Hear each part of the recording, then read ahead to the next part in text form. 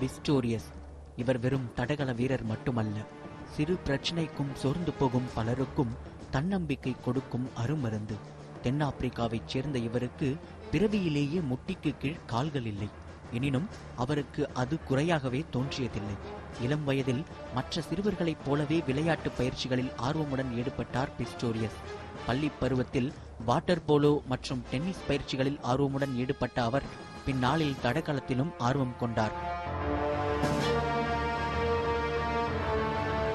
2004ஆம் ஆண்டு அத்தென்ஸில் நடந்த ஊனமுற்றோர் ஒலிம்பிக்ஸில் கலந்து கொண்ட பிஸ்டோரியஸ் 100 மீட்டர் மற்றும் 200 மீட்டர் ஓட்டத்தில் தங்கம் வென்றார்.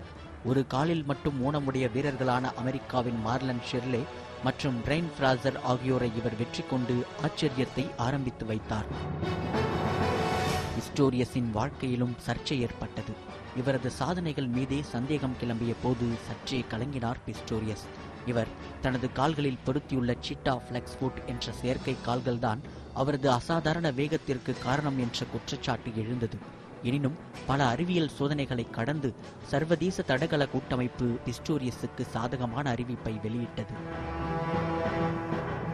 ஊனமுற்றோர் ஒலிம்பிக்ஸில் தங்கங்களை அள்ளி குவித்தாலும் உடல் திறன் பெற்ற மற்ற வீரர்களுடன் சர்வதேச போட்டிகளில் மோத வேண்டும் என்ற ஆவல் பிஸ்டோரியஸுக்கு ஏற்பட்டது. இவரது திறமையை கண்டு அசந்து போன சர்வதேச தடகள கூட்டமைப்பு 2008ஆம் ஆண்டு பெய்ஜிங் ஒலிம்பிக்ஸில் கலந்து கொள்ள வாய்ப்பளித்தது. எனினும் ஒலிம்பிக் போட்டிகளுக்கான தென்னாப்பிரிக்க அணியில் அவருக்கு இடம் கிடைக்கவில்லை.